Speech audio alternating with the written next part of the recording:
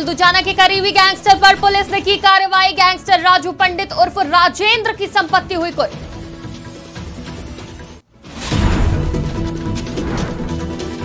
सोनभद्र में ट्रांसफार्मर में लगी भीषण आग, धू धू कर जलता रहा ट्रांसफार्मर। मौके पर नहीं पहुंचा अग्निशमन और बिजली विभाग। बुलंदशहर के गुलावटी गांव में सौहार्द बिगाड़ने का प्रयास, अराजक तत्वों ने 4 मंदिरों में मूर्तियों की खंडित। बाबा बागेश्वर का अनोखा भक्त पैदल तय कर रहा गाजीपुर से बागेश्वर धाम का 700 किलोमीटर का सफर। बिजनौर देव स्थल पर कीर्तन के दौरान 2 पक्षों में खूनी संघर्ष, महिला सहित 5 लोग गंभीर रूप से घायल, जिला अस्पताल में भर्ती। नमस्कार, आज की खबर में आपका स्वागत है। मैं हूं आपके साथ शिखा मेहरोत्रा। शुरुआत करते हैं उत्तर प्रदेश खबरों की। बाबा बागेश्वर की प्रसिद्धि लगातार बढ़ती जा रही है, जिसके चलते कई भक्त उनसे मिलना चाहते हैं। तो वहीं बाबा बागेश्वर का अनोखा भक्त सामने आया है, जो गाजीपुर से 700 किलोमीटर की पदयात्रा तय करते हुए बाबा बागेश्वर से मिलेगा, जिसमें भक्त 350 किलोमीटर की दूरी अब तक तय कर चुका है। ऐसी भीषण गर्मी में भक्त की ऐसी भक्ति देख लोगों ने उसकी जमकर तारीफ और प्रशंसा की। और एक बिधुना कोतवाली के समीप पहुंचे भक्त ने जानकारी देते हुए बताया कि भक्त बाबा बागेश्वर धाम के धीरेन्द्र कृष्ण शास्त्री से मिलने जा रहा है।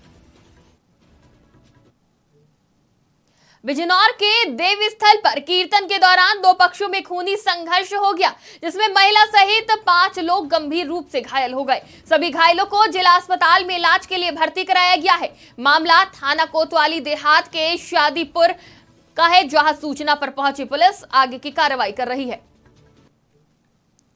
बुलंदशहर जिले में गुलावटी में अराजक तत्वों द्वारा सामाजिक सौहार्द बिगाड़ने का प्रयास किया गया, जहां अज्ञात लोगों ने एक ही गांव के 4 मंदिरों की मूर्तियों को खंडित कर दिया, जिससे ग्रामीणों में भारी आक्रोश व्याप्त है। मूर्ति खंडित करने की घटना के विरोध में ग्रामीणों के साथ भाजपा कार्यकर्ताओं और हिंदू संगठनों ने रोष जताया और कार्रवाई की मांग करते हुए नई प्रतिमाओं के स्थापना की बात कही है। आक्रोशित भीड़ को काबू करने के लिए कई थानों की पुलिस मौजूद रही। एडीएम प्रशासन और एसपी नगर ने इसकी जिम्मेदारी संभाली और ग्रामीणों को समझा बुझाकर मामले को शांत कराया। जैसा कि आप खुद ही बता रहे हैं कि इस गांव में जो 4 मंदिर थे उसमें मूर्तियां खंडित हुई, देर रात की ये घटना हो सकती है। एसपी सिटी साहब ने बताया कि जो है यहाँ पर फील्ड यूनिट या एसओजी और जितने भी अगल बगल के थाने की फोर्सेज हैं सभी यहाँ लगी हुई हैं। इसकी जांच हर एंगल से की जा रही है। तकनीकी रूप से क्या क्या हमें एविडेंस मिल सकते हैं जिससे कि ऐसे लोगों ने जिसने किया है उस तक हम लोग पहुँच सकें, उस एंगल पर हमने काम शुरू कर दिया है। एफएसएल की टीम है वो अपना साइंटिफिक एविडेंस जो है वो कलेक्ट कर रही है। गांव वालों ने बहुत अच्छा सहयोग किया और लगातार हमारी मदद कर रहे हैं।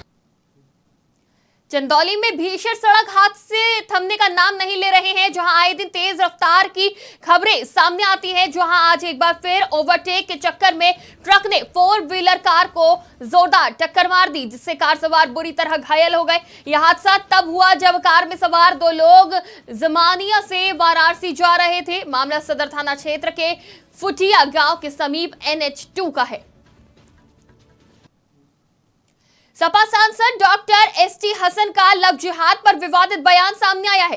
सपा सांसद ने कहा कि अगर कोई मुस्लिम युवकों पर डोरे डालता भी है तो हाथ जोड़ ले, क्योंकि अगर आपने नॉर्मल तरीके से भी शादी कर ली तो कहीं ना कहीं आप लव जिहाद में फंस जाएंगे और आपकी जिंदगी तबाह हो जाएगी। दरअसल सपा सांसद डॉक्टर एसटी हसन दिल्ली में हुए साक्षी मर्डर मामले में जवाब दे रहे थे। उन्होंने घटना को दर्दनाक और हैवानियत वाला काम बताया है और कहा ऐसे हैवानों को जीने का कोई हक नहीं होता। इनको जल्द से जल्द फांसी की सजा हो ताकि और लोगों को इससे सीख मिले। और उसने धर्म छिपाकर दोस्ती की, ये तो और भी गलत किया। देखिए, बहुत ही दर्दनाक ही नहीं बल्कि एक हैवानियत वाला काम हो रहा है और मैं तो समझता हूँ ऐसे हैवानों को जीने का कोई हक नहीं होता। इनको जल्द से जल्द फांसी की सजा हो ताकि और लोगों को इससे सीख मिले। वो और गलत बात है, धर्म छुपा के उसने दोस्ती करी और उसे प्यार मोहब्बत इश्क हो गया, तो ये बिल्कुल गलत है। और मैं तो ये कहता हूँ आज के दौर में, क्योंकि हालात और इंसानियत अब बहुत ख़तरनाक दौर से गुजर रही है।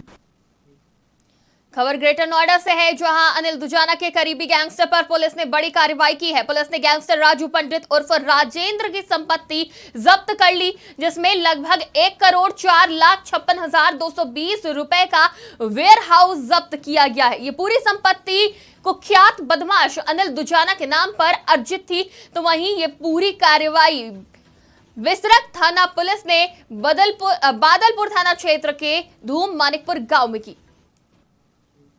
भारतीय किसान यूनियन के राष्ट्रीय प्रवक्ता राकेश टिकैत का बयान सामने आया है, जहां उन्होंने पहलवानों के प्रदर्शन पर बयान दिया। केंद्र सरकार पर तंज कसते हुए राकेश टिकैत ने कहा कि सरकार को 13 महीने में हमारी आवाज नहीं सुनाई दी तो बच्चों की आवाज 40 दिन में कैसे सुनाई देगी। देश लोकतंत्र से तानाशाही की तरफ जा रहा है और ये उसका समय चल रहा है। राकेश टिकैत ने कहा, कल ये निर्णय हो सकता है कि खिलाड़ी मेडल राष्ट्रपति को सौंपेंगे। ये भी निर्णय हो सकता है कि मेडलों की अंतर्राष्ट्रीय नीलामी लगाई जाए। इसलिए हम कहते हैं कि बच्चों की मांग पूरी होनी चाहिए। इसके साथ ही महंगाई, फसलों के दाम और एमएसपी पर भाकियू राष्ट्रीय प्रवक्ता राकेश टिकैत ने कई बातें कही और सरकार पर तंज कसा। महंगाई बढ़ रही है लेकिन फसलों के दाम नहीं बढ़ रहे, जमीनों की कीमतें बढ़ती है, फसलों की कीमतें भी बढ़ती है। ये एक बड़ा षड्यंत्र चला हुआ है, किसान की जमीन छीनने का एक बड़ा षड्यंत्र। किसान जमीन बेचे और वो 10, 15, 20, 30 सालों में ये जमीन सरमाएदारों के पास है। ये एक बड़ी साजिश है, ऐसा नहीं बोलना चाहिए। वही मामला हुआ है जो विपक्ष वालों को बोलना चाहिए, विपक्ष का काम है, वही इशू हुआ है तो उसको बोलना चाहिए। शाहजहांपुर में 2 सगे भाइयों की नदी में डूबकर मौत हो गई। बताया जा रहा है कि दोनों भाई नदी से भैंस निकालने गए थे, जहां छोटे भाई को डूबने से बचाने के चलते बड़े भाई की भी जान चली गई, जिसके बाद गोताखोरों ने दोनों के शव बरामद किए। आपको बता दें, ये पूरी घटना थाना सेहरा मऊ दक्षिणी के नोगावा की है। शाहजहांपुर में दबंगों के हौसले बुलंद है, जो बीच सड़क पर मारपीट कर पुलिस को खुली चुनौती दे रहे हैं। थाना सदर बाजार क्षेत्र के शहबाज नगर रोड पर उस वक्त अफरा तफरी मच गई जब मामूली विवाद के बाद दबंगों ने युवक को लाठी और डंडों से बेरहमी से पीटा, जिसकी वीडियो सीसीटीवी में कैद हो गई।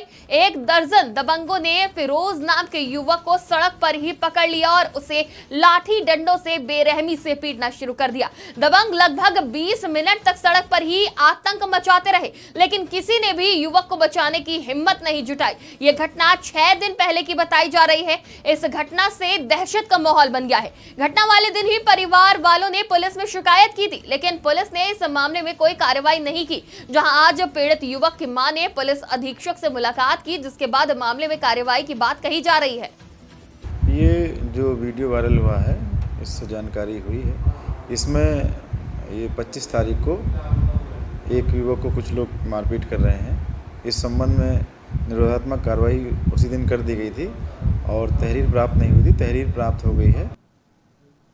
पहलवानों के प्रकरण को लेकर मुजफ्फरनगर के ऐतिहासिक शोरम गांव में आज खाप पंचायत का आयोजन किया जा रहा है, जहां पहलवानों के प्रकरण से खाप काफी नाराज है, जिसको लेकर शोरम में कई राज्यों और पंजाब, हरियाणा, यूपी के खाप चौधरी पंचायत का आयोजन कर रहे हैं। तो वहीं जानकारी ये भी है कि खापों के थंबेदार इस में शामिल हो सकते हैं। श्रावस्ती में फिर भूमाफियाओं पर प्रशासन का बुलडोजर गरजा। श्रावस्ती में तालाब की सरकारी जमीन पर बने भूमाफिया के मकानों पर सरकार ने बुलडोजर चलाया। तो वहीं ग्रामीणों ने प्रशासन को पूरे मामले की जानकारी दी थी, जिसके बाद डीएम नेहा प्रकाश के आदेश पर जांच शुरू करते हुए इब्राहिम नाम के व्यक्ति के मकान पर बुलडोजर चलवाया गया। इस दौरान एसएसबी और पुलिस भी मौजूद रही। आपको बता दें, भारत नेपाल सीमा के जमुना के सागर गांव के ये पूरी कार्रवाई की गई। सोनभद्र में अग्निशमन और बिजली विभाग की बड़ी लापरवाही देखने को मिली है, जहां ओबरा थाना क्षेत्र के शारदा मंदिर के पास ट्रांसफार्मर में अज्ञात कारणों से भीषण आग लग गई, जिसके बाद ट्रांसफार्मर धू-धू कर जलता रहा, लेकिन मौके पर अग्निशमन और बिजली विभाग की टीम नहीं पहुंची। जानकारी के मुताबिक भीषण गर्मी के चलते आए दिन जिले के अलग अलग स्थानों पर ट्रांसफार्मर में आग लगने की घटना हो रही है, पर अग्निशमन और बिजली विभाग समय से नहीं पहुंचते। उत्तर प्रदेश की खबरों में फिलहाल इतना ही। देश और दुनिया की तमाम खबरों के लिए देखते रहिए आज की खबर।